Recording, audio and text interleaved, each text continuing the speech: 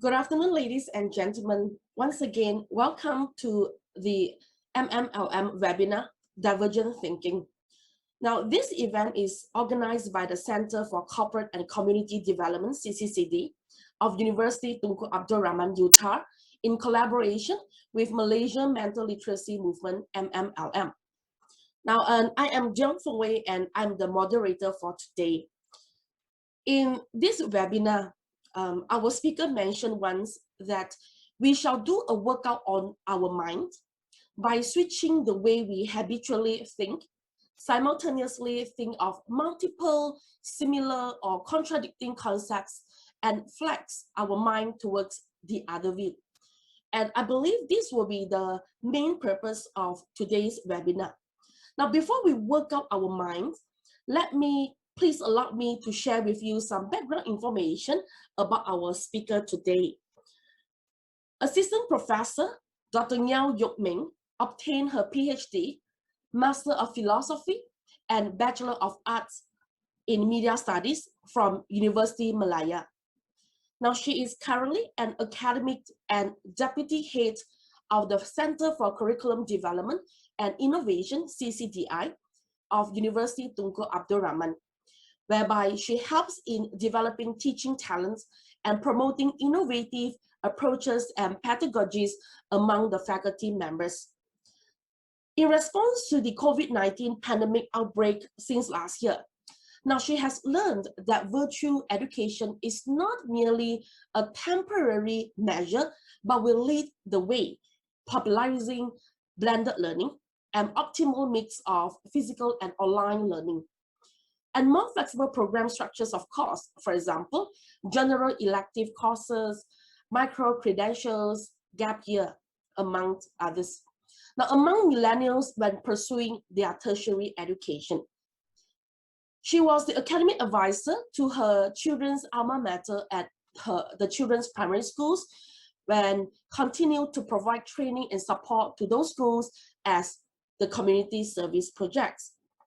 As a mother of 5, Dr. Ngiao has children pursuing the final exam of a professional degree of the International Chartered Accountant of England and Wales, ICAEW. Her sons, 2 elder sons, are doing undergraduate studies in a German university and NUS of Singapore, and she has 2 younger teenage boys who are currently pursuing the secondary school education in Kuala Lumpur. Now, it's with such a background that she finds divergent thinking useful, constructive, and even soothing to have when things don't work out the way we want them to be. Adjusting own perspectives, allowing more options in life, respect differences we have, make our choice and love it, live life to the fullest under the current constraints. Those will be Dr. Ngiao's belief.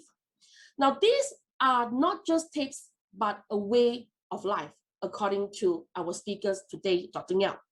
Now, ladies and gentlemen, again, if you have questions now in your mind, don't worry, and you are reminded that your questions will be addressed during the Q&A session later. All right, type your question in the chat box and we will respond to it. All right, now, without wasting any further time, we shall put our hands together and welcome Dr. Ngiao, our webinar speaker today. Pass it to you, Dr. Ngiao. Thank you. Yeah, thank you very much. Are you seeing me? Yes, very clearly. Okay, yeah. Thank you so much. And your introduction kind of like summarizes my life. Yeah, thank you so much. And I'm glad to be here. And thanks for sharing your precious time with me here. In this coming 2 hours, Ms. Tiong and I will try to make it like interactive and interesting for you. And I hope you will enjoy the rest of the session. Without further ado, let me share screen of today's content. So divergent thinking. Yeah, maybe this is the first time you have heard of this. Upon registration, what were you thinking? This is not critical thinking. This is not problem solving. Yeah, this is not linear thinking or convergent thinking. But what is it then? So I was inspired by someone by the name called Sir Ken Robinson some time ago, maybe 15 years ago. And I thought, hey, what he was telling me in the in the TED Talk actually clear my own doubts about me, myself as a learner, as a teacher, and today as an educator, as an examiner, yeah, while marking your papers. So without this, I think I will just go on with the outline. Yeah, so this is the outline of today's webinar. First, we will talk about learning outcomes within 2 hours. I hope you can gain some takeaways and deliverables from this talk, so not empty-handed. And therefore, I would list out some of the characteristics of what makes a divergent thinker. And we will do some exchange of experience because you can't speak, right? You have been unmuted. So I have to share my story first, and then you think of your story, your own story. Then we will cite some real life examples, how Malaysians have come up with something very fascinating for the world to see. And she is making a big name for her divergent thinking and creativity. So next, in the part 2, session 2, we will do some applications. How do I apply this skill in my study? Or if you are lecturers, thanks for coming, despite your busy schedule. How can I apply divergent thinking at work? Yeah, and then later, this is what I promised you in the mental workout session. We will do some of these mind teasing games, yeah, so that you can see whether you actually like to be challenged or like or enjoy these kind of challenges. Yeah, towards the end, we will kind of debrief and summarize your own experience. Again, since you are unmuted, so you have to summarize it yourself. Yeah, while I will do the across the board, that kind of summary. So at the end of it, I just wish that we all can unleash our potentials in future and in all the things that we do. So these are the learning outcomes for outcome based, right? So we have to do something like this. First is we will be able to identify the characteristics of a divergent thinker. And we can do some quick self-check, cross-check, am I one of them? Yeah. Next, we will demonstrate some examples of how thinking in divergent thinking influences people's behavior and therefore perhaps determines own achievement or own pursuit and, make a big thing out of it. Yeah. Maybe we don't make a big thing out of it, just like in teaching and learning, we make small things out of something, or we make something out of nothing. Yeah, so these are the interesting things that I may want to share with you. So the fourth learning outcome would be by the end of the session, we hope you can be more alert and more aware of your own prejudgment, how your previous experience and knowledge actually drive you into some habitual thinking that you never realized, this has been quite a while that you have been thinking like this habitually and therefore refuse to change. Yeah, here comes the teasing part. Yeah. So if you are a more advanced learners, if you are more mature learners, and you buy this idea, you like this divergent thinking, then perhaps you can also, after this, apply some of these divergent thinking skills in real life context, in our marking, in our grading, in your answering the exam questions, or in dealing with life decisions, such as to go out or not to go out, to stay home or not to stay home. Now that MCO has been extended for certain area, how do you make judgment about this kind of a security and also your own well-being? How do you take care of yourself and your beloved family in situation and crisis so uncertain and so turbulent? We have experienced this for the past 1 year. So how do you accept all these unfamiliar situation by expanding your own boundary through changing the habits of thinking, yeah, in us? So is there any problem now that we face in thinking, in studies, in coping with COVID-19? Yeah, so actually there is no problem if you accept the way it is now. Yeah, you only find there is some problem when you feel that you have always wanted to do something, but that something has not been supported by the family or by your the education system or by the upbringing that you experience. Yeah, your individuality and creativity somehow impaired because you want to go with the norm. So all this while, have you been respected for who you really are? Or do you feel shy or rather be tame, when you go wild and people try to like tame you and say, come back, come back to the standard, don't go out of norm. So how do you feel today? And, in the past, when you were a student or when you now are a student, how are you feeling today? So this could be a problem, or this may not be a problem. So all this while, education offers a standardized approach so that we have got a marking scheme, when we mark your papers, and every question should end with a concluding answer. Yeah, or every discussion should have a conclusion. Yeah, so these are good to have because we want to have a scientific world of knowledge that everybody relies on. But sometimes we forget that each of us here, student or teacher, we do have our own differences, and we like to keep our differences as our identity. So comes next, what is this divergent thinking? What is it? So the founder is by the name of Guilford, 1967, some years before I was born. He first introduced this divergent thinking test, which was termed as an alternative user's task. So it focuses on idea generation, and more importantly, the relationship between the idea generation processes, the fluency of the idea, and the originality of the idea. So in all exams, we do not want students who copy from others because we want their original ideas, even though these are not perfect ideas, but because it comes from them, therefore it shows that learning has happened in them.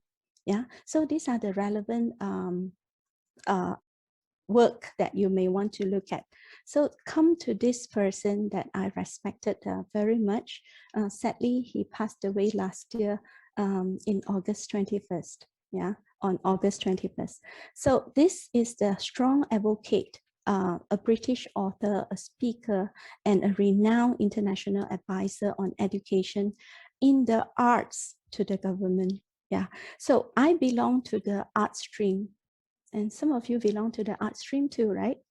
If you do belong to the art stream, can you put a yes, a Y, alphabet Y in the chat box? Let's see whether we are together. Okay. So being art students, you know how I feel, right? Sometimes they think we are studying something that are insignificant, not so important, or deal with people, and therefore, it is very like volatile and very uncertain. Now, why do you research on someone who is uncertain? Yeah, who will change his mindset every now and then? And why do you do research on people? Yeah, why don't you focus on technology? Why don't you focus on physics and hard science? Yeah, these are the questions. And why do you study arts, the artistic development of a person? Usually is suppressed by the curriculum itself. People who are artists with a lot of talent, who are musicians, they can only find happiness outside the curriculum. Yeah, go to the art school, go to the music school, and pay on their parents' money in order to excel, in order to enjoy this part of life that they love very much. But he is not just a critic of this kind of education that we offer to students now. He is strongly against the idea of having a institution that works like a factory. Like, these are the products that come in, the raw materials, and after 4 years, these are the products that will go out, and with the shop when you were made, and made where? Made in Utah, made in Malaysia, made in Taiwan.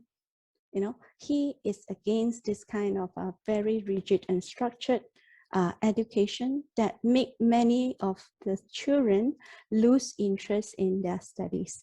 So if you wish, please look for his TED Talk, and you will be inspired just like me.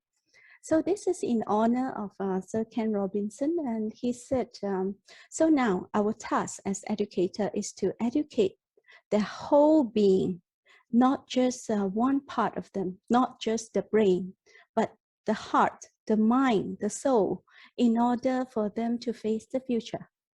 We may not face the future because we are getting older, but they will. And our job is help them make something out of this future. You see, the future is very much uncertain and unknown to us. Yeah, just like COVID was very much unknown to us. See how we cope with COVID. See what we did last year, throughout last year. What did you do? What did I do? So human needs to be challenged. Yeah, to some extent, we find pleasure if we can overcome those challenges.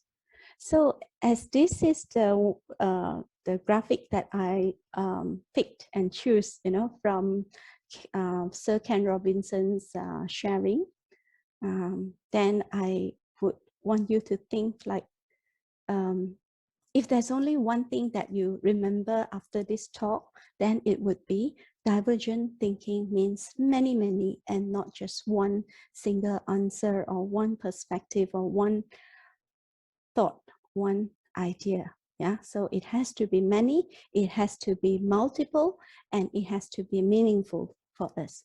So what is the use of divergent thinking in my life? I cannot claim for you because I don't know whether you have been using it. But let's say I am a user of this divergent thinking, and therefore I would like to inform you that it actually opens up for ways for us to invent and to enhance and to beautify something that has been conventionally ugly, hard to handle, insufficient, or incomplete. Yeah, and that points to many events in life. Yeah, so hopefully it inspires and make us take charge of our own life, and not just giving in, yeah, to requests and society expectation. So a divergent thinker usually would do this. They can see beyond what others can't see or don't appreciate. For example, they see potentials in everybody. Do you see potential in everybody else? Do you see potential in yourself? That is important. When I was about 16 or 17, I asked myself, why am I here? What is good about me? How can I contribute to other people? I'm just any ordinary school girl in Malaysia. And what is the future like for me? Yeah, so almost like seeing little worth of myself at that point of time. But today, as I mature, I know there are things that I can do for others, and there are things that I should receive from others. I'm not in isolation, and I'm not alone in this. Yeah. So within the same person, do you see the many facets within that same person? A person can be a bad guy, a loan shark, an alung outside, but in the family, he is a responsible father. So a bad guy, a bad teacher, may be a very filial daughter. So this is like conflict between within the same person.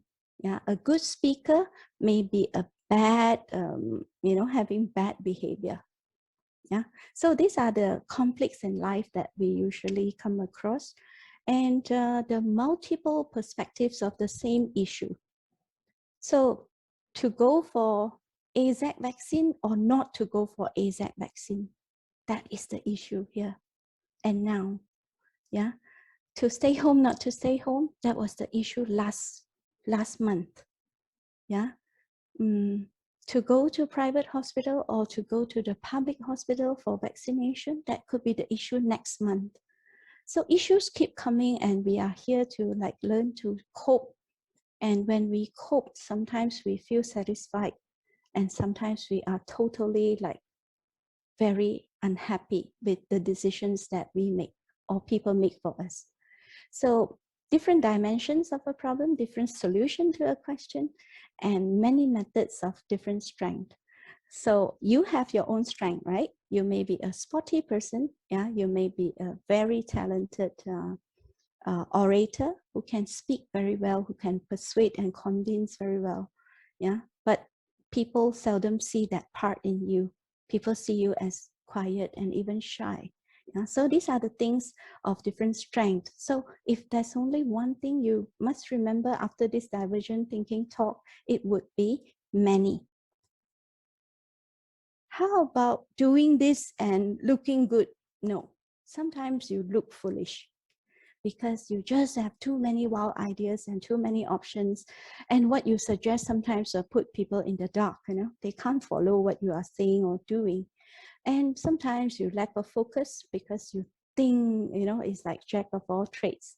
Yeah, and scattered everywhere. You are interested in A and B and C and D until you completely lost in this, overwhelming interest or knowledge that you have got. So you may look and seem like you are very disorganized, always confusing people and creating chaos. In meetings, you suggest things that are not good for other people or good for other people, but not good for the institution, for example. And it could be like you are blamed for not being practical, talk only, but no action. Yeah, every day talk about your own ideas and dream and all. So consider this scenario. How many uses can you think for a rubber band? Using a rubber band is very common, right? We use it for our packets of food, to tie things up, to stretch, yeah, to tie our hair, yeah. So all kinds of uses. But does it mean the more uses you can think of, the more divergent you are? The answer is not really. Here are the tests.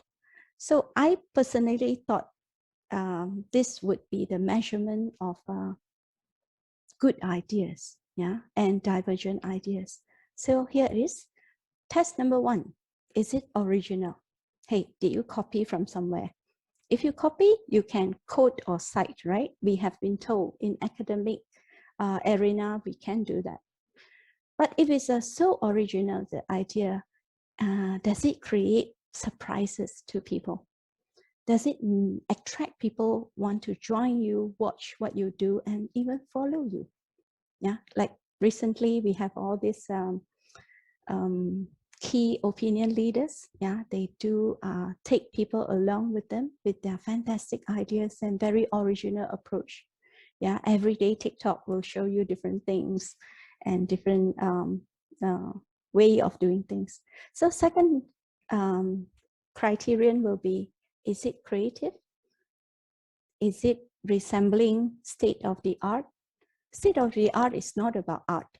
Yeah, it is about the cutting edge, the competitiveness, doing things that others have not thought about. Yeah, those are creative elements. How about fluency? Yeah, can people follow? Can you use your own words and explain this to lay people on the street? Yeah, can they understand you? If you're so deep and so philosophical, then sometimes it's hard for you to explain things. Test number 4, is it practical, pragmatic, can be done or not? You draw up a great picture of what it is to be, yeah, robots in the university, for example. Can you manage it? Is it too costly? Is it too time consuming to develop one, for example? Is it functional, useful for whom? For you only? No. Yeah, you have to think of benefits to the faculty, to the society. Yeah, is it achievable? Can people learn it? Is it a skill that people can learn and also use for their own good? And what is your ultimate goal of having that idea? Are you embedding some value and meaning?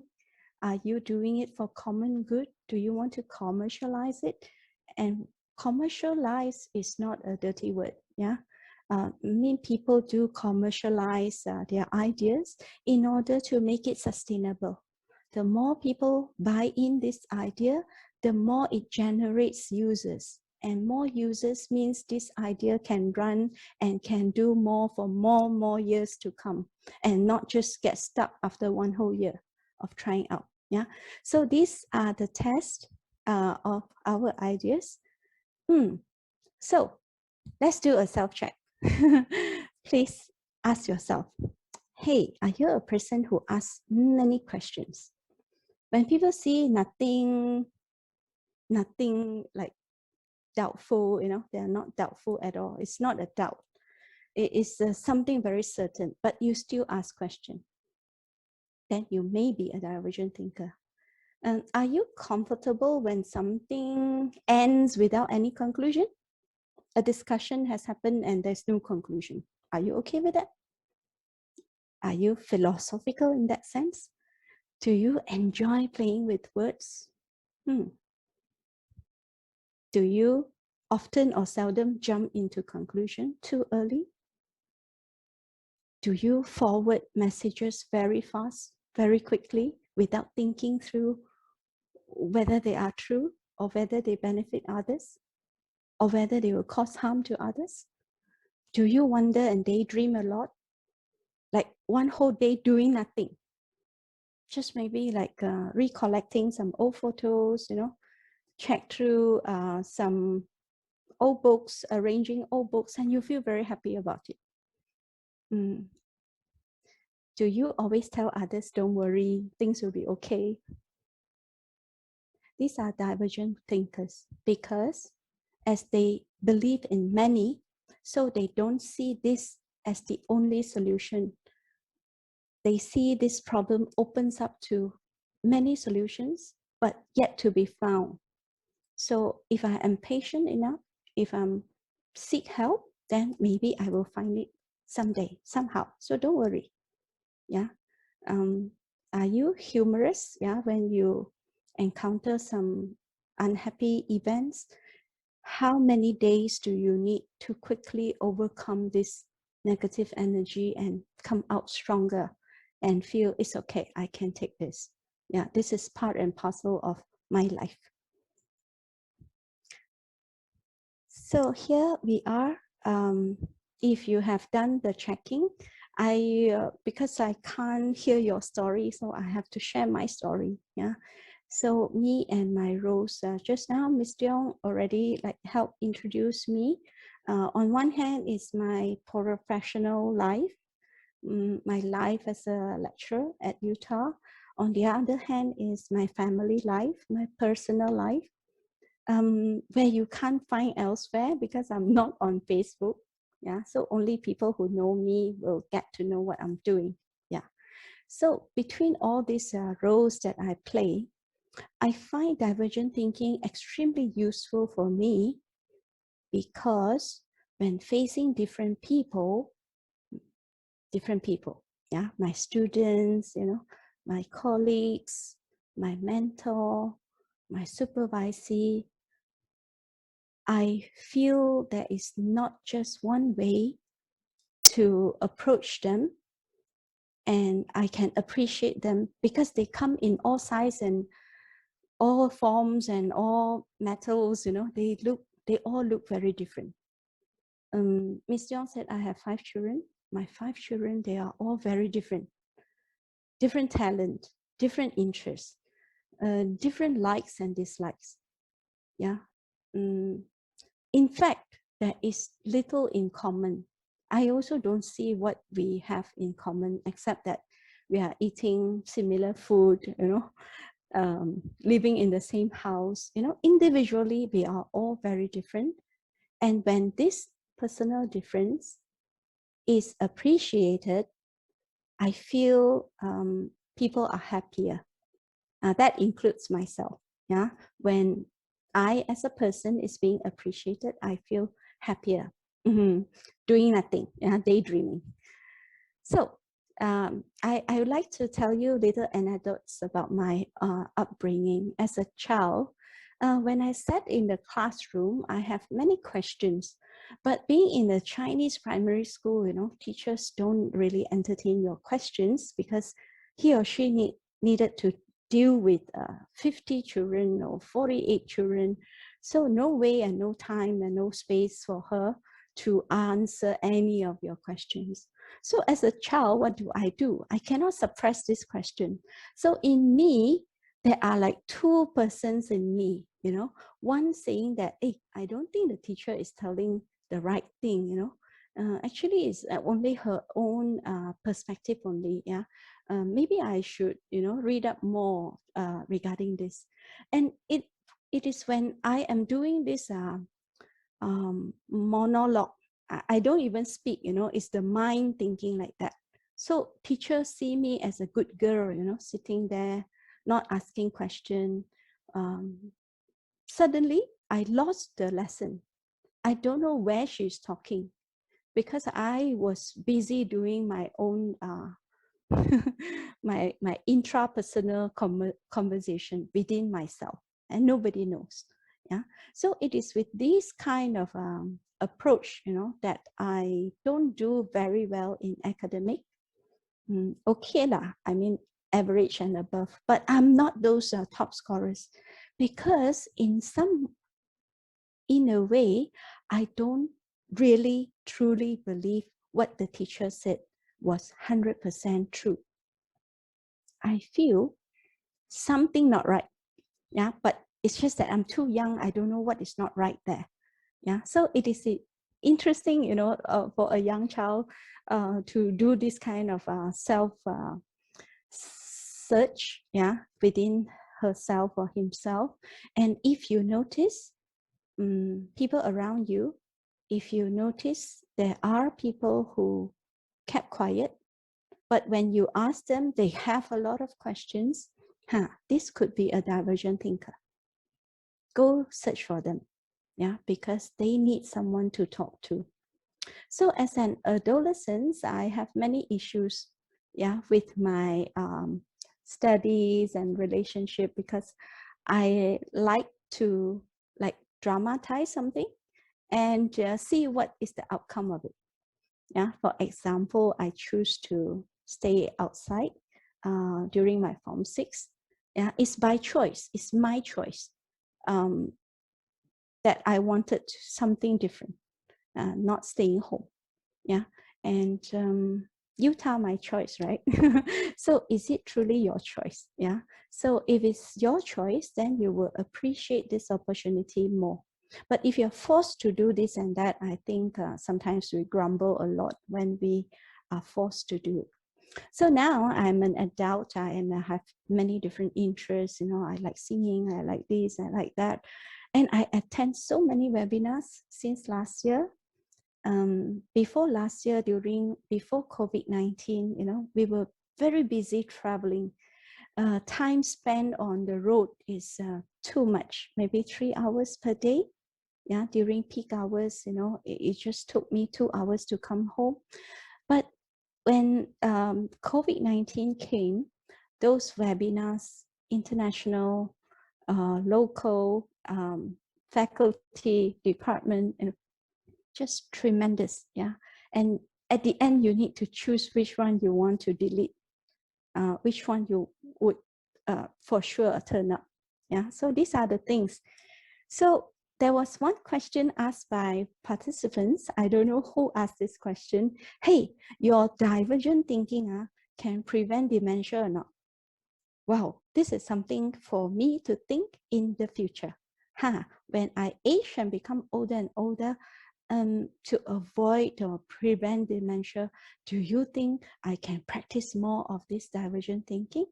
When children don't come back, or when I'm put in an old folks home, can I use divergent thinking to, help me come out of my personal problem, or limitation of my family, for example? Yeah, these are something that we should think.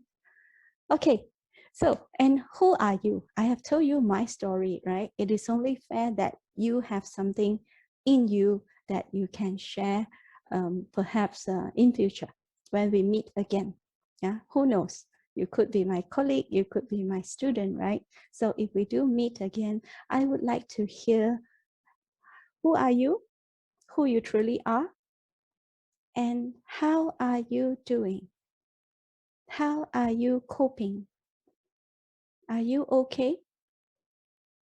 Are you feeling good? Now is the exam period. If you have finished all your exams, are you feeling relieved? And therefore you can be yourself just for a month or so without worrying about things that happen around you? Can you pay more attention to yourself? Who you really are? What you really want to do? What makes you excited? What makes you want to do something for a lifetime and don't feel bored or tired? Have you found this in life?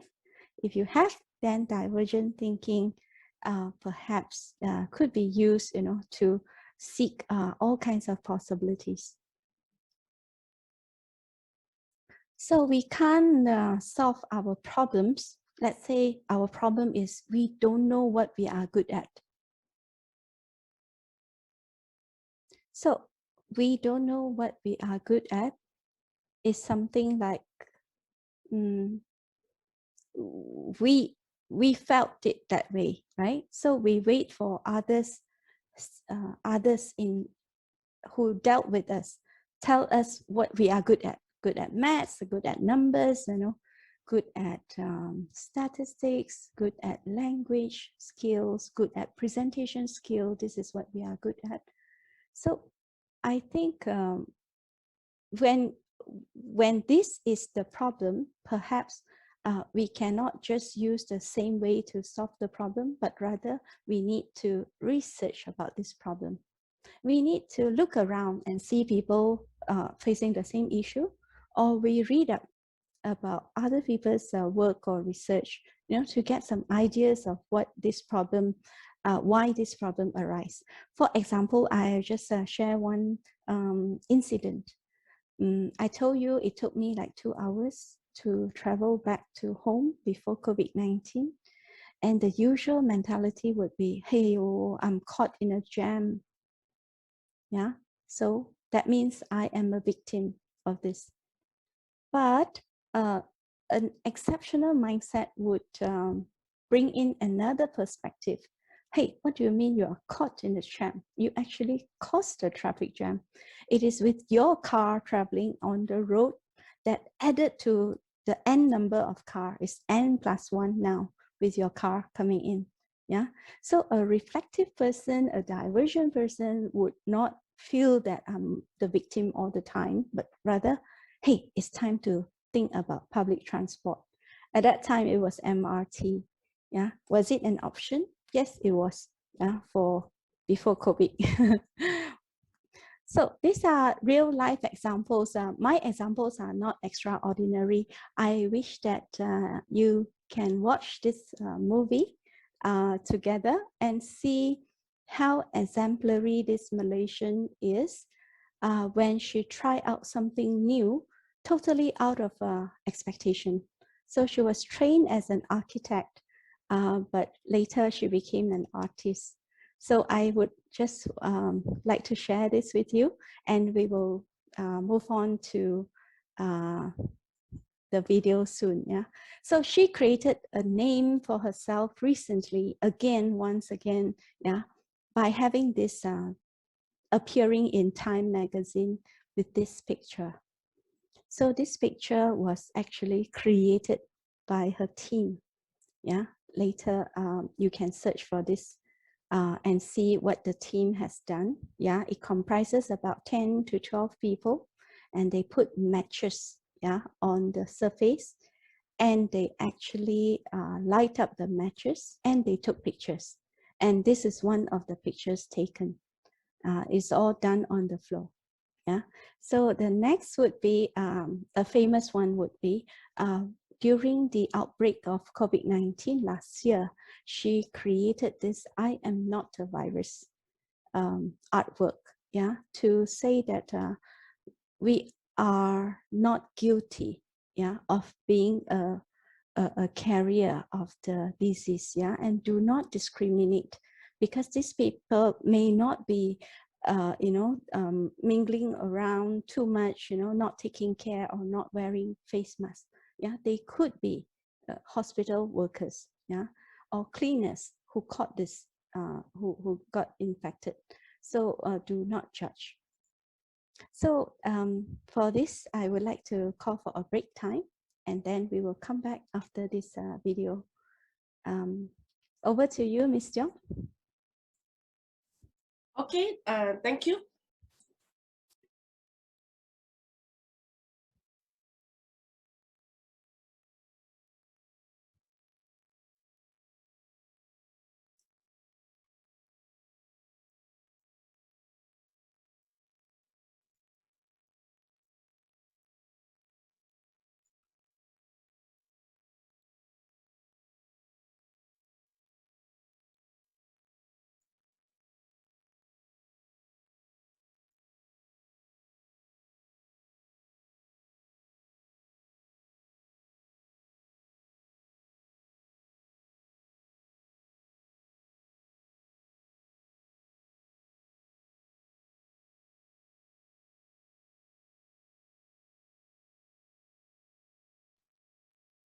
Ms. Jiang, shall we do a sound check to see whether participants can hear this?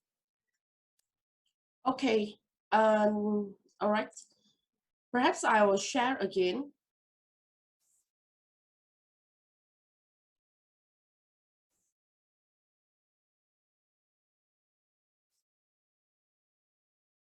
Share some.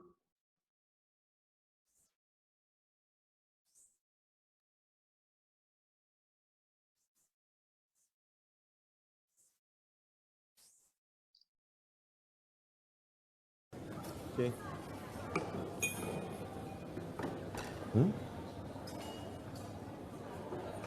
Yes, we can hear.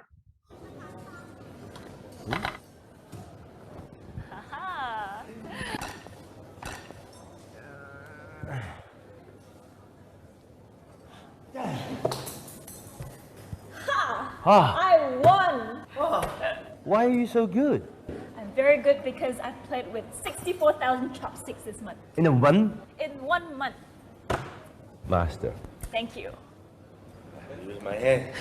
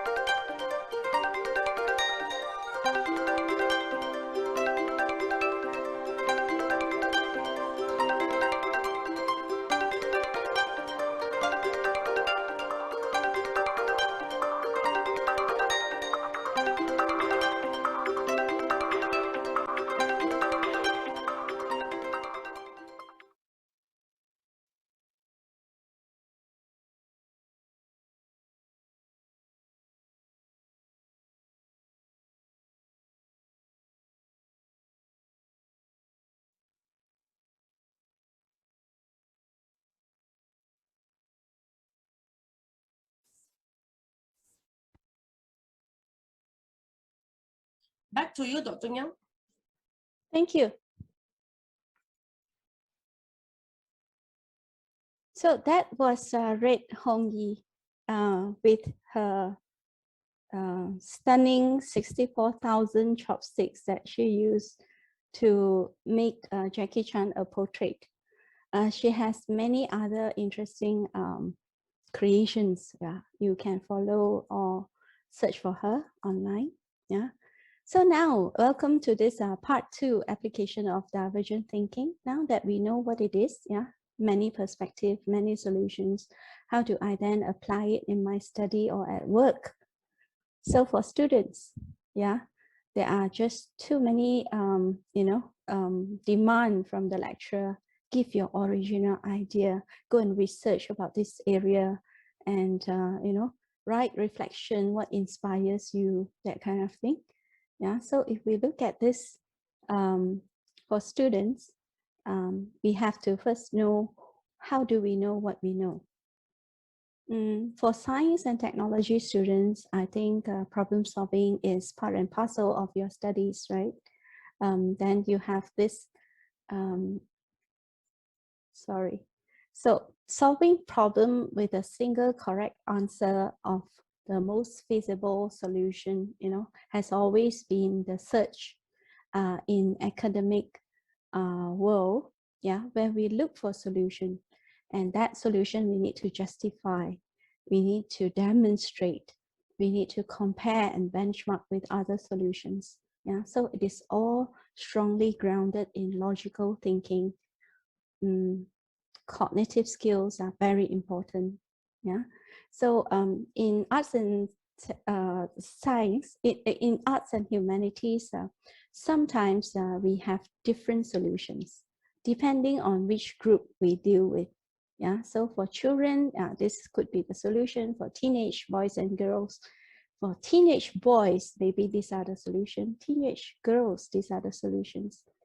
Yeah, so sometimes that we can be so unusual and so unconventional when we propose, and therefore it takes more persuasion and justification when we do this arts and humanities subjects.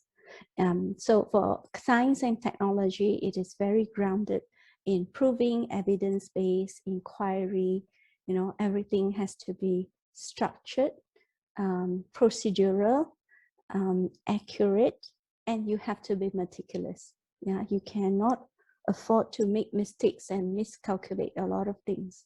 So as you can see, these are the two areas where the divergent thinking is to stimulate you and go out and look for ideas. But if we have too many ideas, like what I mentioned, you have plenty of ideas, so what? So how does it benefit this project, for example? Yeah. So to stimulate ideas is only one part of divergent thinking. The next thing is we have to learn the science and technology way of bringing back the idea, integrate the idea, and ground it in facts. The fact that I am here, I watched one video by the Harvard University professor teaching divergent thinking. So she asked the students to stand up and raise their hands and try to reach up, as far as they can reach, hoping to touch the ceiling. And later, she asked the students to bend themselves down, touching their own feet and relaxing their muscles. She asked the students, so can you touch the sky and reach to your toes at the same time? Can you touch the sky and touch your toes at the same time? Of course we can't, right? Because we are this person, unless you cut off my hand and my feet, and then by then I will be dead. So this experiment or this training shows that divergent thinking is to reach out, But reaching out without being grounded, without being practical, is not what divergent thinkers want. For example, when Sir Ben Robinson criticized the British education system, saying that it is like producing, workers and factories, factory-like environment. So he actually proposed something different. He proposed students being activated, in active learning, in collaborative learning, so that students know who they are and what they want in life. And it is the intrinsic motivation that make them the best of what they can be. Not just following what people design for them or what people say, this is good for you, take this.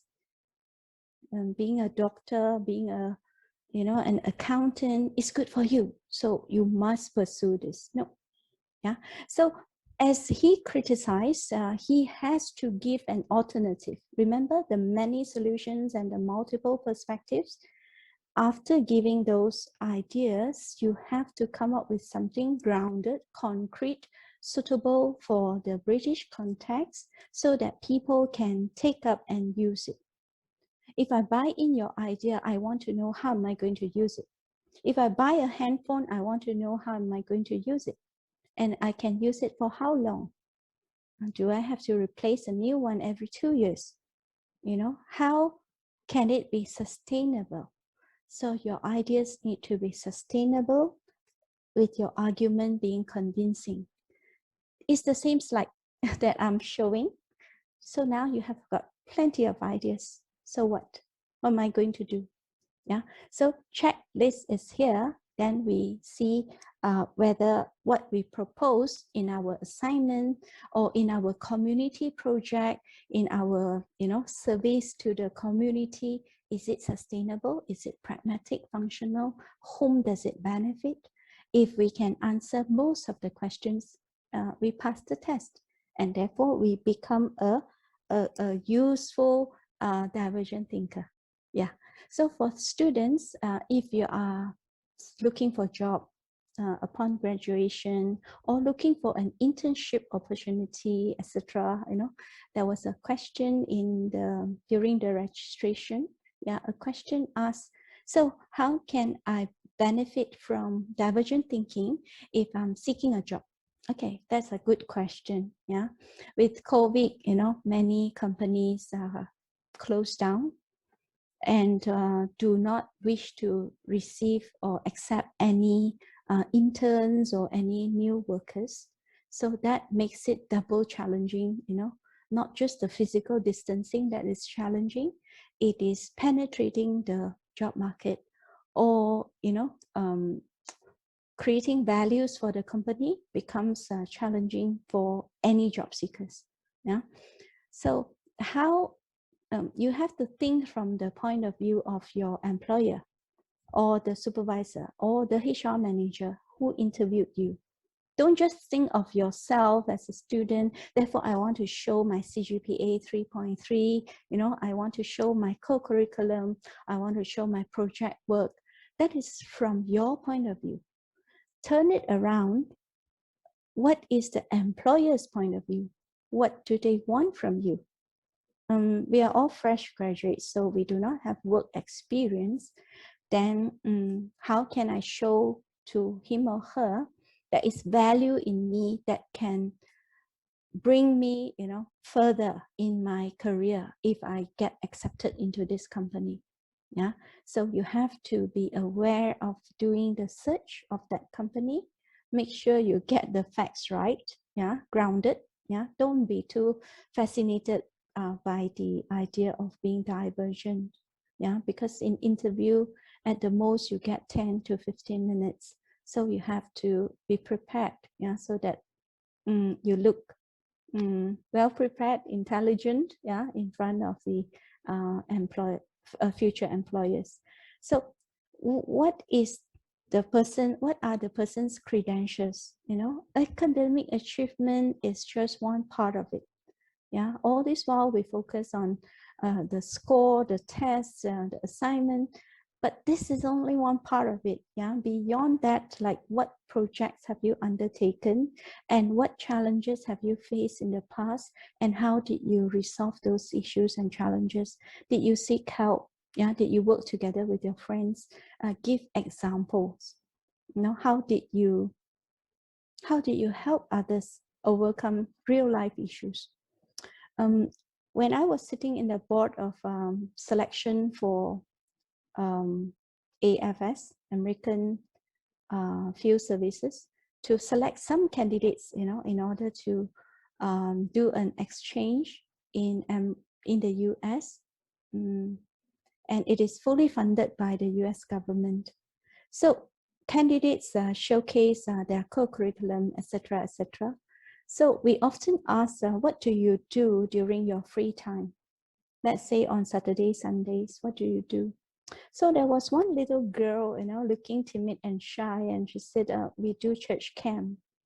And we do church camp very often, like every semester, every term, you know, during the term break holiday, then the church will do church camp. And I said, what is your role, you know, in those church camps that you recently attended? You said, I took care of the food for 244 students in one of the states. Yeah, in one of the local, the local northern state of Malaya or of Peninsula. Yeah, so that makes us think that she is capable, because not only she is a participant, she actually organizes people to cook food for 3 days for 244 children. And if we probe further, she will tell you how, you know, how this is done.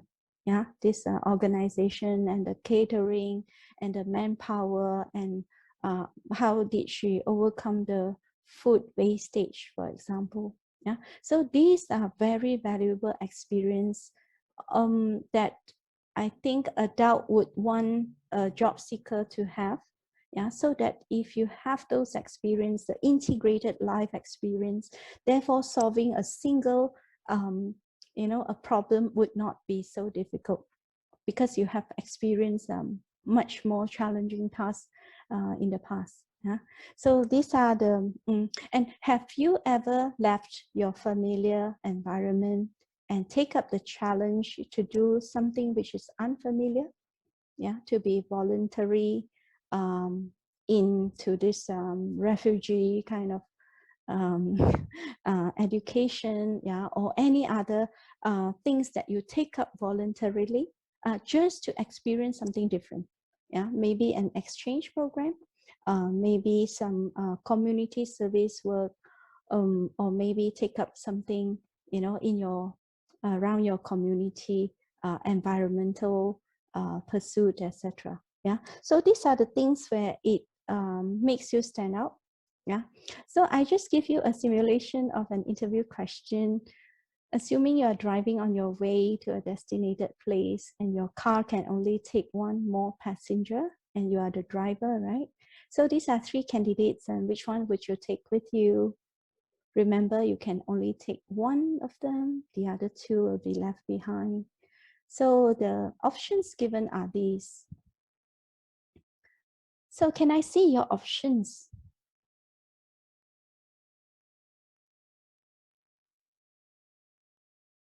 Can you type in the chat box your options?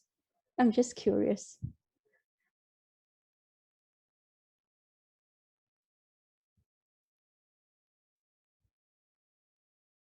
So option A is the dream man or woman whom you wish to marry, you know, because you are now like saving his or her life. Therefore, it is very likely when you take her with you, she'll be like very appreciative. Great. The second is a man or woman who has helped you, supported you for years, you know, maybe your uncle, your auntie, yeah. And a person who is dying.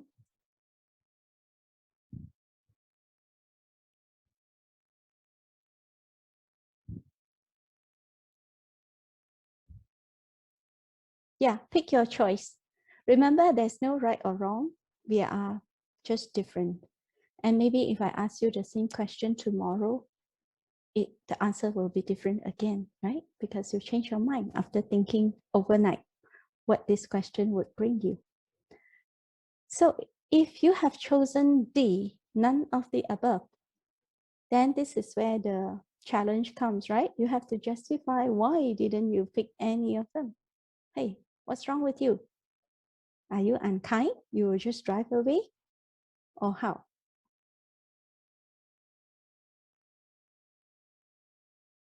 Yeah, so those who choose D will have the more divergent thinking to do, right? And in some of the sample answers, one that could be striking for others to hear or see in this kind of problem solving divergent thinking is to come up with an option.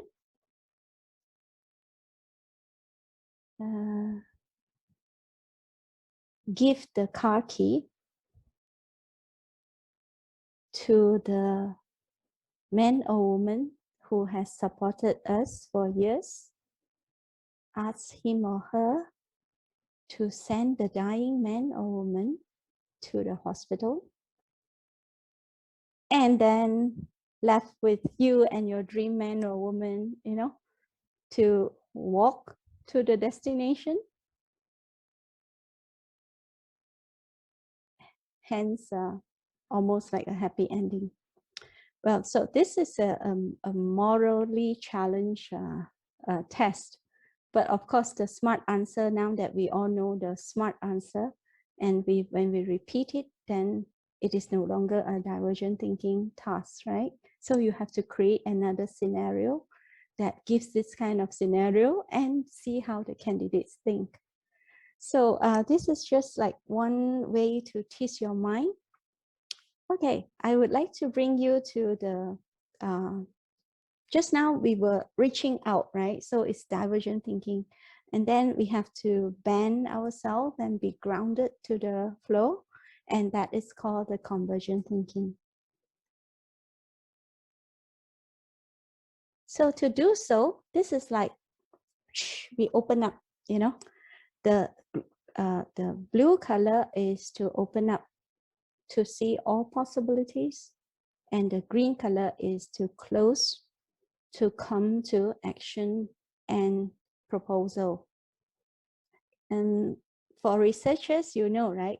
When we want to be divergent, we read articles, we do journal review. We look at how theories talk about this area. Yeah, when we open up, we become confused. So many things that I need to juggle and handle. So many assumptions and hypotheses that people propose. I don't know which one is good for me.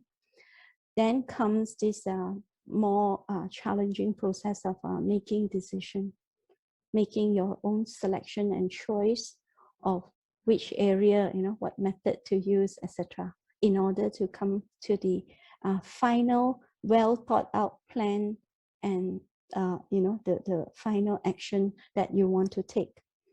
So actually, in everything we do, we always open up ourselves to different possibilities first before we make that choice. Unless you're not thinking at all. Like what comes to me, I'll just react to it. It didn't go through any, thought processes. Then it is reactional, it is reactive. If you are reflective, then you actually look inward and say, why am I doing this? This is just like the traffic jam incident. Why am I caught in this jam all the time? That is because you drive at this time all the time. You are the problem. So unless you think you are the problem and try to rectify this problem, which is your behavior, then you can skip this jam and be in the MRT and looking down, whoa, so jammed, oh, that's bad, Unless you come to a realization that you could be part of the problem, otherwise we can't improve and move on. Yeah, so that's my sharing. Yeah, so for that was for students, yeah, to open up and be grounded. For teachers, yeah, we hope teachers would allow students to come in with their prior thought, even though they are not quite mature about what they are thinking. Allow that to happen. Allow the discussion in the tutorial to be stimulating one another, and not to put someone's idea and say, this is a clever idea and this one is useless. Do not judge, because until you hear what they say, in the end, just like the simulation question, you wouldn't know, this creative person with his multiple solutions can come up with something brilliant. We all use Grab food, Grab car these days, right? And the founders of Grab car, they are one lady and one man. They are from Malaysia. And this was triggered by the girl after working long hours in her company and wanted to hail a taxi, but she always feel very scared, coming home at around 12 midnight. Riding a taxi is not safe, even though she can do the taxi call. So she came up with this idea: how about, getting taxi drivers to sign up first, and then to get the potential customers and to match, their location and their time and space, and so that the nearest location will pick up the person who subscribed to this application, the app. So she succeeded, yeah, and today listed in so many places, and making us proud, because after all, she's Malaysian, even though the investment has gone to other area. So these are the possible ways that we inculcate divergent thinking in the classroom. Yeah, encourage people to speak up. Yeah, remember, those quiet people in the class may have lots of ideas. We need to be sensitive to see whether this quietness is a fake one. She actually has something to say, but because she doesn't want to waste people's time, being polite and all, so she doesn't want to say it. Yeah, so let's make good use of this tracing. Yeah, who is thinking about what, and tease out the ideas. Yeah, let them feel comfortable in the environment that you create for them. So to jump or not to jump, yeah, we are like in the fishbowl, feeling happy most of the time. Yeah, even if we are not fulfilling our own self-actualization, we tell ourselves it's okay, we are happy at this moment.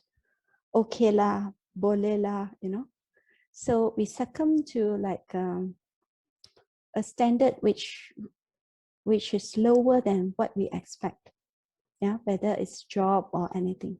So to jump over, it doesn't mean there's no risk, right? For the fish to jump over, what if you didn't jump into the fishbowl? You would die, right? What if halfway people like hijack and take away the fishbowl? What if this and what if that? So the what ifs are things that are not under our control, but to jump or not to jump is under your control. Yeah, so you have to make certain brave decisions in order to see the new world out there. So for researchers, yeah, we often use divergent thinking in idea generation. We are told we should focus on one subject area, and in a free flow manner, you don't know what you want to explore in this subject, but you read up, so that you can go deep and go broad. Yeah, and lead review is what brings us out there, to dive deep into the issue and to look at the past research to see what has been done and what is still lacking, what is the gap. Yeah, and in methods, you have to think of what are the ways, during COVID-19 that I can reach out to my respondents? Online, online interview, or online observation, or using their Facebook as content analysis, perhaps can overcome this issue of physical distancing and safety. And discussion, with multiple solutions. How do you discuss and convince? So for researchers or learners, some people are very good at mind map, brainstorming session, go wow. These are the diversion part. And also, we must know what to admit. When we don't know about something, it's good that we say we do not know. A philosopher will tell you, if you know and you know, then you know. If you know what you don't know, then you also know, right? Because you know exactly parts that are out of hand, and therefore you need to work harder in order to come to what you can bring, the what you don't know to what you know, and therefore proceed with a faster speed and a broader view. So if you have critical thinkers as friends, try to make good use out of their valuable feedback. It's painstaking, to go through their feedback and reviewers' feedback, but this is what makes us grow. So these are some high-level high-level divergent thinking research, and it can be in the range of intelligence research, neuroscience research, psychology, and even psychiatry, like what happens in our mind. So it is amazing to see all this research in a 4-year-old children, a group of researchers actually look at their thinking processes. And this is another group of doctors who look at the Japanese, how they relate divergent thinking to the working memory related brain activity. And this is fascinating because in that research, it shows this kind of, the lighting up of our brain cells when we do divergent thinking, when we need to construct or need to do a brainy activity, this part of our brain would light up. So it's time for you to light up. Let's do a mental workout. So during these workouts, I would interact perhaps with Miss Jiang, to see how she is trying out with all this.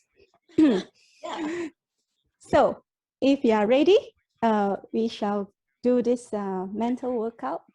It is divided into 4 categories.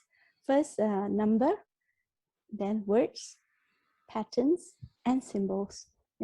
I do not know what you like best, but this is how I found online some of these questions.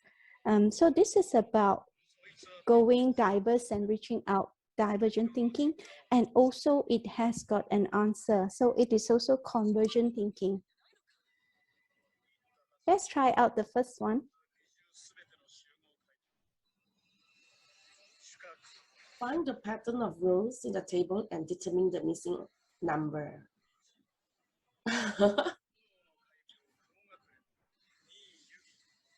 I'm not a number person, Dr. Nyao. Me too. So this could be a very like tricky one, very random. There was one clue that says, look at the relationships.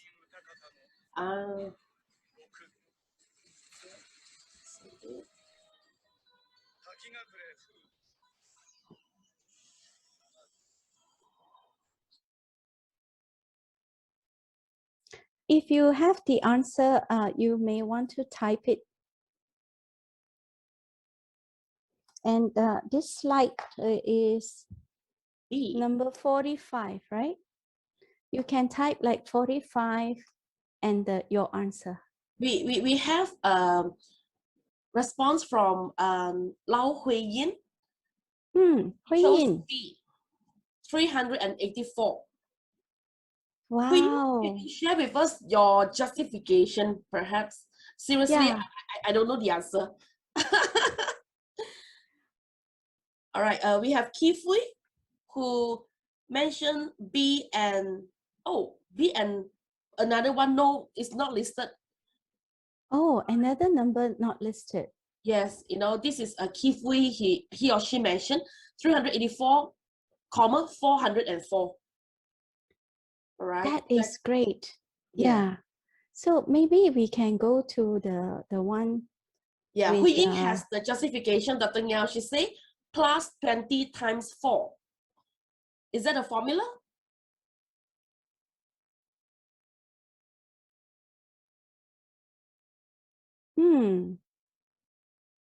So Hui Yi is looking at it line by line, right? The first line has some relationship. Divide That's by great. 4. Oh, okay. Yeah. Okay. All right. Yeah. So what do you see, Miss Yong? Based on Hui Yi's clue. Okay. So I don't know if according to the formula given by Hui Ying, so I will try one by one now. As I said, oh, how do you try one by one? You know, if now based on what Hui Ying has mentioned, so 44 plus 20, okay, we get 64. So 38 plus 20, we get 48. So 394, we plus one by one until we get the answer. So maybe I'll just stop at B, because that will be, you know, I'll get the correct answer according to the formula given by Hui Ying. Okay, great. Yeah, so this is how you test it, each answer one by one, right? Yes. And So this the is answer quite is time consuming, isn't it? Yes. Yeah, then the maths test, we could do maybe half of it and left half of it like unanswered. Yeah, sometimes it happens. So I was looking at the numbers and I thought I would work backward. That means from right to left. Okay. Yeah, so I would do the times. So 16 times 4. Okay. And then I would get this 64. And then between 64 and 44, I need to minus 20. So I would do 12 times 48 and then minus 28. So the relationship has been established. Then Okay. the third line, we can now do the third line, right? Yeah. Now I know why he put 404, because that's the middle missing number. Okay. All So right. thank you, and bingo. Yeah, maybe for some at one glance they already can do, but for some, you know, it takes ages, yeah, to figure out. Now we have tried number. Now we go to alphabets, which is like words, characters. Take a look at each group of letters. All of them belong together except for one. Which group of letters doesn't belong? Okay.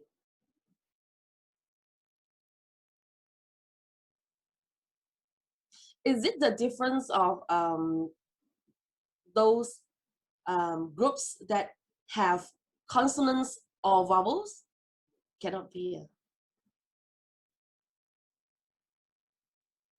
Because I noticed the first group from left and the third group, you know, has both vowels E, I, and U. Okay, cannot be the reason.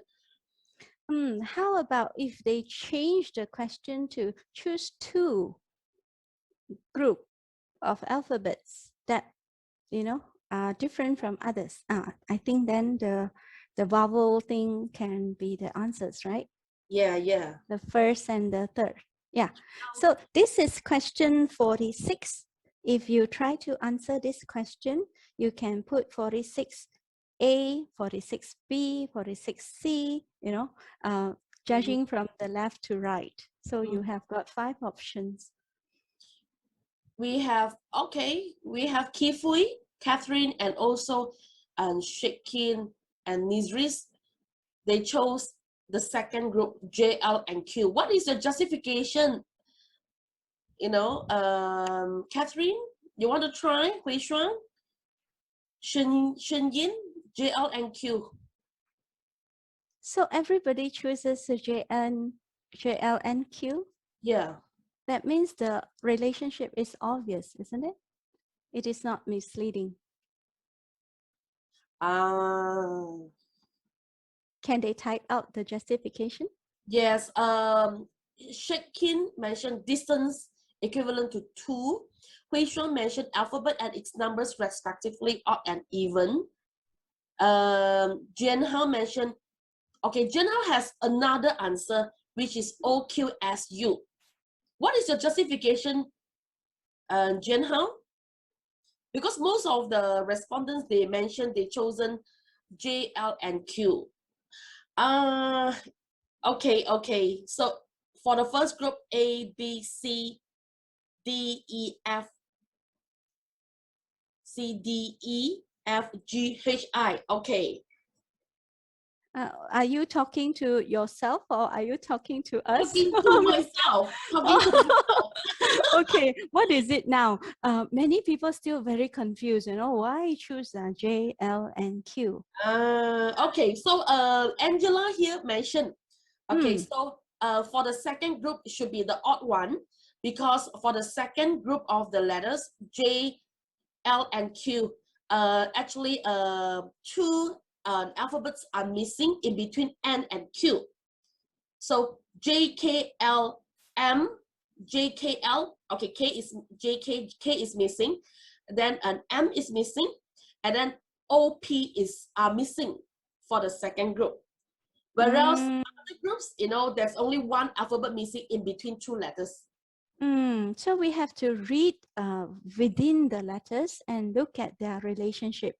So Yeah. for example, number A, so after C, then B is missing. Then we have E, then G is missing. Then we have Yes. H, then we have I, right? Yes. So it is like jumping alternate alphabet. And some say odd number, even number. Yeah. That is interesting. Odd and even number in all 26 alphabets, something that I never thought of. Like for example, number 17, what alphabet is that? I never use mathematics, in order to look at the sequence of this 26. Or all I did was to remember who is behind and who is after so that I can check into my dictionary. Yeah. So anybody still feel confused about this? You may want to ask Miss Tiong for the solution. No, Angela, Okay. Angela, our participant has mentioned clearly. Okay, all right. So we'll do this tic-tac-toe. Okay, take a look at each tic-tac-toe board. All of them belong together except for one. Which tic-tac-toe board does not belong?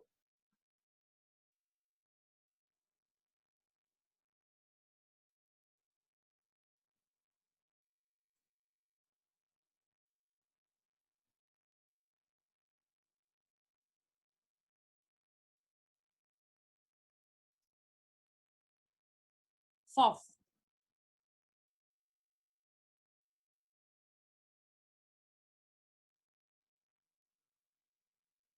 All right. We have a participant named Angela. She has chosen number 4. What is your justification, Angela? Okay, Zuwing has chosen the first one. So we have 2 responses here, Dr. Yao. Yes. The first, and someone chosen number 4. I would say number 3. Yeah, I hope they can give some justification so that we see where they are coming from, and we can also tap into their thinking processes rather than just having a definite answer and not knowing the reasons for it. Okay, so Dr. Nia, we have responses from our participants. So this is from Jian Hao, Qing Jian Hao. He mentioned that he will choose the first one because the rest are draw. The first one, yeah. Okay, the rest are draw. Okay, then Angela has another answer. Angela said, 1, 2, 3, and 5. Set number 1, number 2, number 3, and 5. has 4 circles and 5 crosses.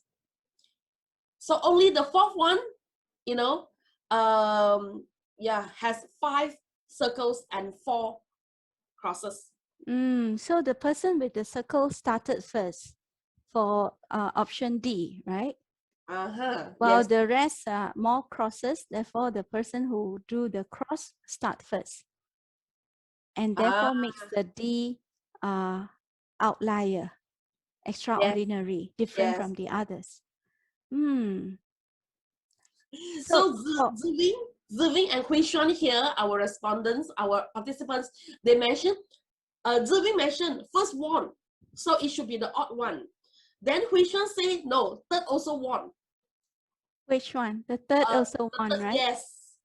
So the first one, the one who won, should be the one who drew circle, and then the third set, according to Hui Xuan, also won. It should be the one who drew the cross. So that cannot be the answer because we have 2 which are the same. So which means the winning one, C, has been overlooked earlier. Yes. Thinking that only A won. Okay. All right. So that will disqualify because you said the winning one, right? And you get 2 answers for that. Yeah. So it looks like D is the answer because of the number of crosses and the circles are different. Yes, from correct. others. Okay, great. So what are we testing now is pattern, right? We are doing pattern. And now we come back to number. So with the practice earlier, now, Ms. Young, do you think we can become better? Never mind it's big number or small number. We look at the relationships again. And this time, I think we should be able to do, right?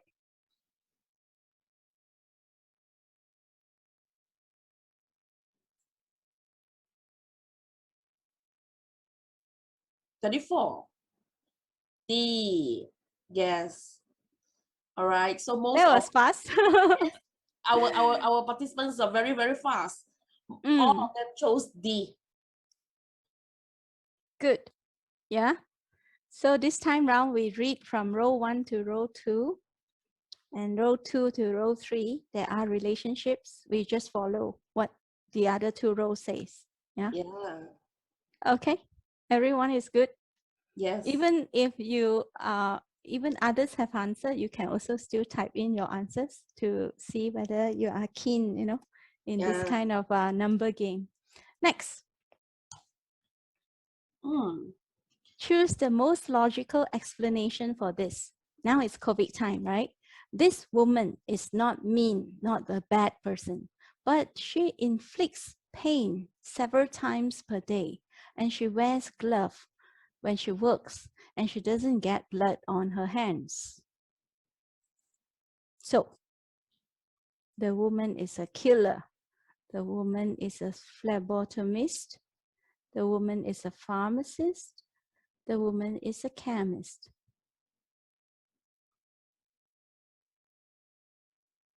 Looks like we got a new vocabulary here. Phlebotomist is someone who takes blood, whether at hospital or pharmacies, then, what they do is to take our blood and then go for the blood test. And she will try to hold our arm and ask us to,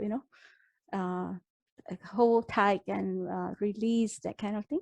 So she is a phlebotomist.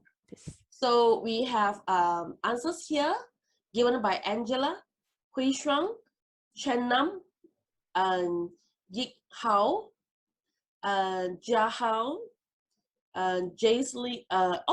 So the rest, the names that I mentioned just are all chosen B.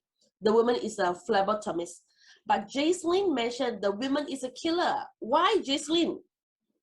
What makes you think so? Who wears gloves? Coronavirus is the killer. We have Paul Nathan Charles mentioned D. The woman is a chemist. What does a chemist do? Justify your option, Jaislyn, Paul Nathan. I think, Miss Jiang, in case like this, right, if I am in the test, right, when I see the other three, I do not know. I'm quite sure I don't choose. Then I will take risk and choose, even though I don't know what it meant by phlebotomist. Is that our exam strategy? That we go by deleting what is not sure and what is for sure not right, then we choose whatever left, even though, you know, tembak, we don't know whether this is the correct answer. Is this a divergent yes, perhaps, strategy but as for well? the traditional final exam maybe, but now most of us are having the online exam, so I think they can Google. Yeah, so this is not a test in the test room now, right? Okay, Yeah. great. So whatever your answers, you know, well, although there's only one answer, but if you can argue your way, you know, why a chemist should be the answer, by saying that the others are wrong, well, sometimes you can also justify this in class, yeah, or when your group of friends and teachers are friendly to non-conventional answers, you can give reasons for that. So let's look at pattern again. But sorry, Dr. Yao, just now we have one participant, Jaislyn. She chose A, the woman is a killer. So her justification was she actually hired a killer. So she did not, you know, kill the person on her own, but she hired someone to do it. And indirectly, she is also a killer. You know, Jaislyn, correct me if I'm. So that was the justification given by Jaislyn. So she's the mastermind behind all this murder, right? Yes. And inflicting pain several times per day. How? How is this done? Yes, Jaislyn, how is this done? Maybe she needs some time to think about it. She means that she's a shooter. Okay. Okay, good shooter. try. Okay, yes. good try. Yeah. So look at this picture. The top one shows how the paper should be folded. So at first you fold into half, make it a triangle, and then you fold again and make this a pyramid kind of triangle. And then you fold again. So you fold 3 times, and in the end, when you open up, what will you see? Right. Angela chose B. We already have one participant. All right. We have Shakila, also chosen B. Do we have other answers? Okay. Apparently, everyone chooses B. No way it can be a D, right? Yeah. Why? Folded because 8 times. Yeah. It should be 8. Hmm. Same triangle should appear 8 times, is it? The same big and small circle should appear 8 times because this is how it was folded. Okay, but in my personal opinion, yeah, my answer is also B, because try to match, you know, with what is shown above with all the options below. So we have the small dot, we have the small circle and the big circle. So that is similar to the pattern shown in the option B. Yeah, Great. I think that will be the most relevant one, most similar one. Would you think, Ms. Jiang, that in divergent thinking, the more exercise we practice, the more workout of the mind that we do, the more familiar we are and therefore can solve puzzles like this more easily?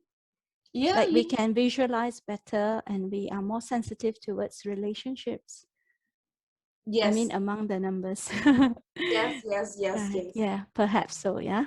Okay, so let's look at this one and their relationship this time.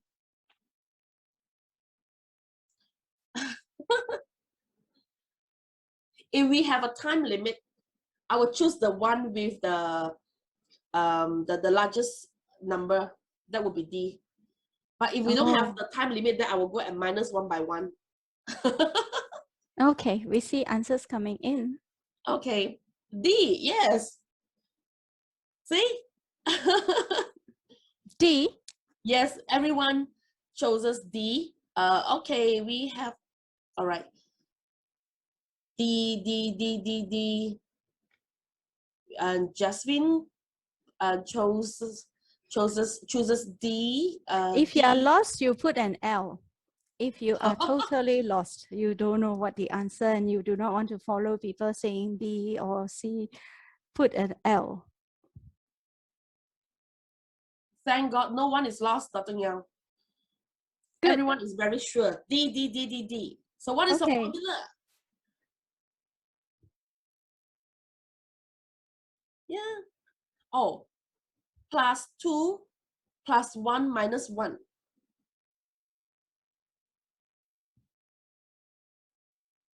How does it? So the justification may differ from one person to another, right? Yeah. I didn't do it that way, even though I get my 875. How did you do it, Ms. Tiong? Okay, we have other answers here. They say everything. The difference is 209. So 248 plus 209, we get 457. Then 457 plus 209, we get 666. So 666, we plus 209, we get 875. Is that so? So they truly look at it as a value, yeah? Well, in my simple mind, after being tricked by the earlier, sums, you know what I saw? The first number has got 2 as the 200, right? Then it becomes 400. Then it becomes 600. Then naturally it should become 800. And for number 1, 48, right? So it's 40, then 50, then 60, then it should be 70. Then I look at the single digit, the 8, the 7, the 6, and since it's coming down, then it should be 5. So I didn't even look at the value between them, but rather the pattern of each digit going up, going down, coming. I don't know if this is 209. If it continues, I think my method would be wrong. Okay, all right. You get what I mean? I personally have this thought, Dr. Yang. I'm from the art and social science background, and then I don't see things in relationships. I see things that it's like for example, okay, if I see people, okay, not necessarily they should be they are related, or maybe they are boyfriend and girlfriend, maybe they are husband and wife, or mother and son. So when I have this kind of question, like to see what what will be the number that we can predict in the blank. So I have problems in looking for relationship. So this is me. So in contrast, my sister and someone who loves mathematics, just to share with you, when she is 5 years younger than me, she once, came back, for the study week, she did her degree in USM, she did double major in economy and mathematics. So she brought back home one thick book, all with formulas. So I asked her, I say, so what do you study? So she said, I study formulas. Then I just flipped through. I said, oh, I will go crazy. Then she said, no, mathematics is very interesting. You just need to know 0 to 9. I say, only the 10 digits will kill me. I said, no, thanks. So actually, I am that the person, you know, that maybe that makes me in arts and social science. So as what you mentioned just now, I ask my students to give me many ideas, because for me in arts and social science, 1 + 1 can always be 4, can always be 5, not necessarily be 2. But someone from the science background, 1 + 1 must be 2.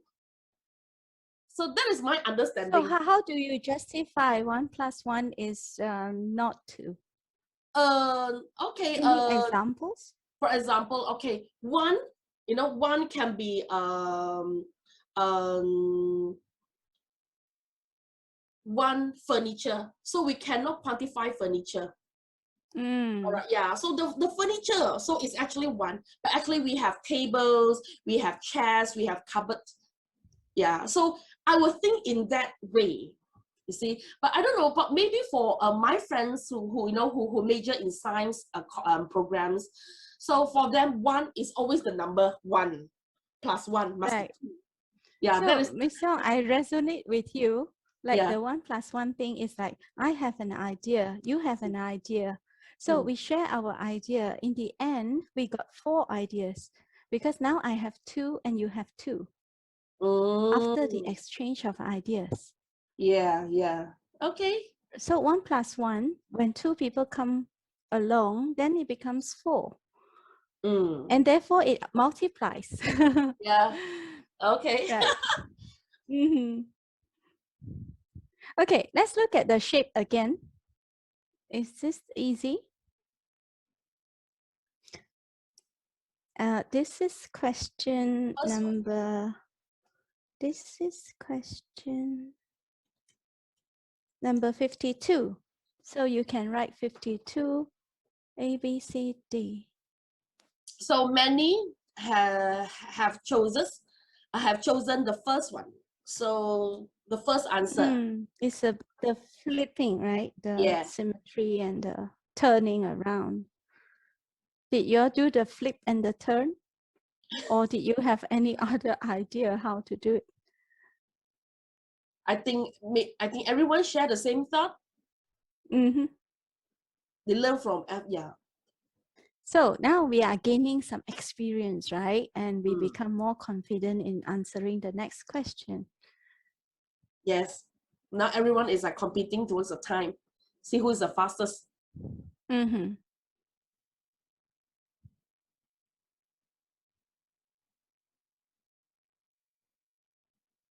So this is about the direction.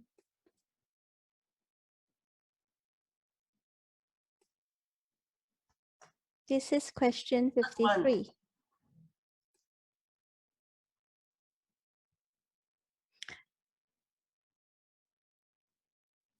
Kind of simple. Do you know all these are meant for grade 8, 14 years old? Okay. If you like visuals, you know, these are some visuals for you, some patterns. Let's try this. This is question 54.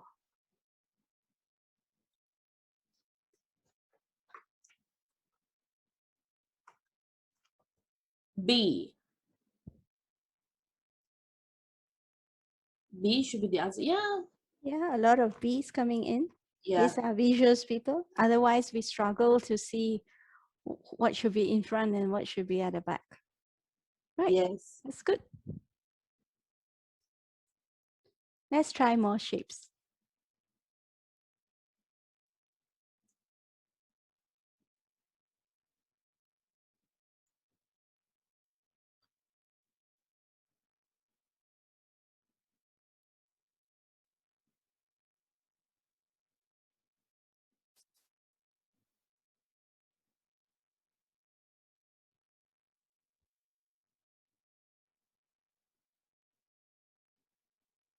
E.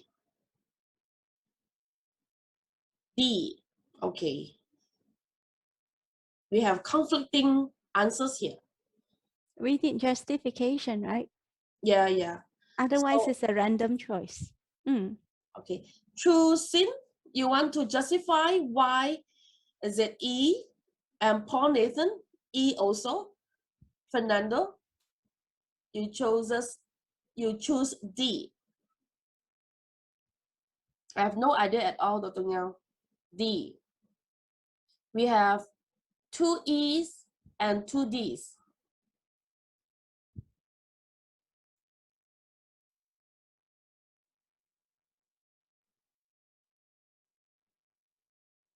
Oh my God.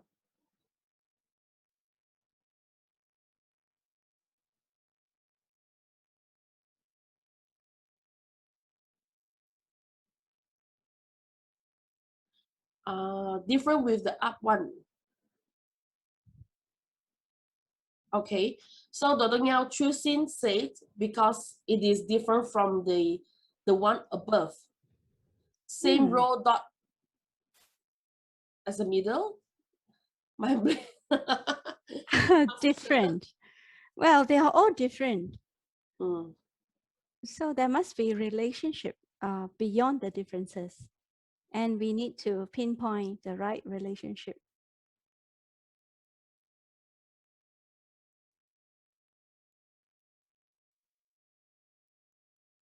So while we are doing this, we are thinking of all possibilities, right? Mm-hmm.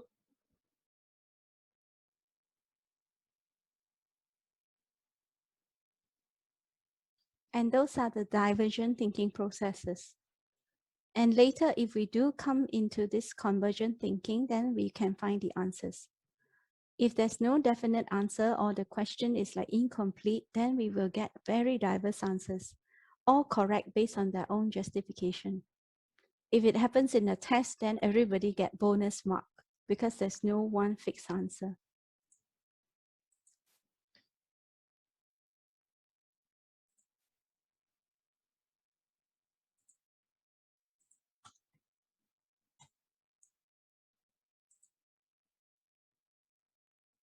So can we take a look at the justification for this? Well, I personally think it should be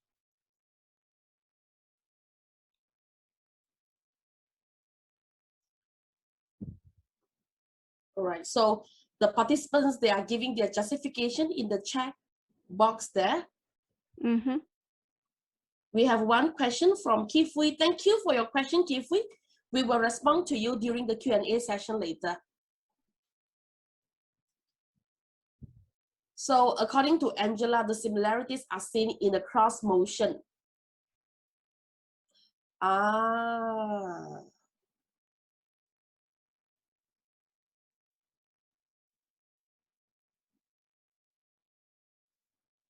Okay.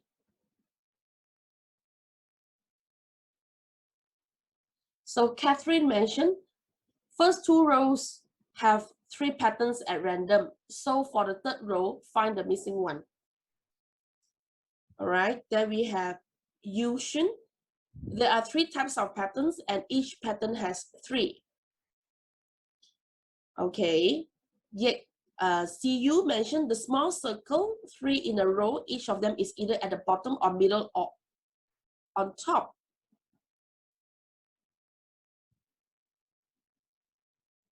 E. Okay, Angela say E because it's different from all others, but the circle is in the middle.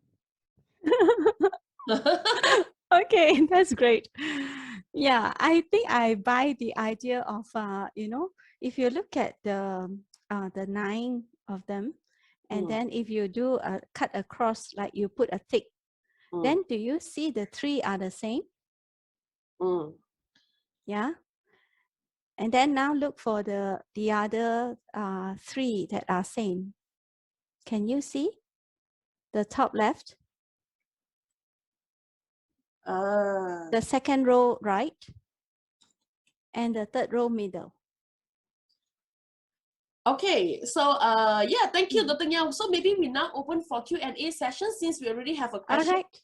Okay, yes. so we have this question from Kifui. All right, I think maybe Kifui is a student. So Kifui asks, So in conclusion, are we saying that divergent thinking is better than convergent thinking, or we should use both? If the answer is positive, when do we use divergent thinking and when to use convergent thinking? That is the answer. That is the question, right? So when do we use convergent thinking? After we explore using divergent thinking, we cannot end with so many options and without a decision. Like just now, what happened during the game just now, the mental workout, we all go different ways to look for the answer, right? And the end, when there is no answer, then what's the point of doing this exercise? If I do workout and in the end my muscles don't grow and I don't tone my body, then what's the point? And people give up if there's no point doing it. It's not beneficial, it's not practical, it's not useful, it's not for me. Yeah. So to compensate this, to reward this divergent thinking, is that we come up with an answer in the end after exploring all options. That's the characteristics of divergent thinking. Rather than we jump straight into one conclusion, we are actually exposing ourselves to all kinds of possibilities, like all these shapes and sizes, how they are turning and why this is in the middle and why this is at the side. So we are like teasing and challenging our mind to think beyond what we see and not take things for granted. To come to the conversion, sometimes it is necessary. So if I ask you, what do you want to eat for dinner tonight? Like in my area, MCO is starting tomorrow. What do you plan to eat tonight? And then you give me a list, char kway teow, laksa, asam laksa, la la la la la la la la. And in the end, do you mean I have to buy all this, or should we dine out because this could be the last day, before we lock down again? What is the decision? But if I said I want, 3 things, maybe a dim sum, maybe a Thai food, and maybe one Southern Indian food. Yeah, out of the 3, I just give you some option and then we discuss. Maybe Thai food too spicy. I didn't eat my lunch just now. Maybe go for the Southern Indian food. It has opened for quite some time and we never get to go. So, and if Indian food closed, then we will go to the dim sum. Is that okay? Then we kind of settle with one decision, which mutually agree. Otherwise, it's like chin chai, and everywhere and anything goes, and that creates frustration. Like when people ask you, what do you like? Anything goes. What criteria are you looking at? You buy things, people want to know specifically what do you want, and you can't even spell out what you want, and that could be annoying and frustrating for the person who tries to understand you. So too diverse and too chaotic is no good. We have to bring in and systematize and normalize it, so that it is easy to convey to others and people can sympathize or empathize with our, difficulty in all these diverse thoughts. Yeah, have to streamline and bring them back so that it can be useful and can be more concrete and grounded. Remember, reaching out and grounded, touching your toes. Okay. Thanks for the question. Thank you very much, Dr. Nyao. Now, since we still have many respondents with us, what about we have a group photograph to commemorate this special occasion? All right. So, participants, thank you very much. I believe that it was indeed a very great session. I myself enjoy, answering, those trick questions, I would say. I hope you enjoy yours as well. So, for this photo taking, please turn on your webcam and give us your best smiles. All right, we would like to have you in our photo to commemorate this special occasion. All right. So everyone, can you please turn on your camera so that we can Wow, have. I see Fernando. Oh, I see Shakin. your students? I see Catherine. I don't know them. Therefore, I'm curious about them. How nice if we have a session where they can unmute themselves and then we can chat. Yeah. Right. All But right. good to have you. We thank you for joining us. Okay. All right. Thank you, Sharon. Sharon mentioned the camera is not cannot be turned on. How about the rest? Everyone, can you please turn on your camera so that we can have a group photo? All right. So many. Wow. I think these are Utah students. Are you? Great. I'm from FCI. Hope to see you in person soon. Angela, thanks for answering and giving justification. Yeah. Shall we now take the group photo now? Is it? Okay, so many say not convenient. Okay, I think Okay, they try no their best. problem. Okay. So once again, thank you everyone, for joining us, and thank you, Dr. Yao, and then hope to see you all again in other webinar, maybe sooner or later, another webinar by Dr. Yao. Thank you, Dr. Yao. Thank you, everyone. Have a good day. Thanks Bye-bye. to all for sharing your precious time with us today. Goodbye. See you.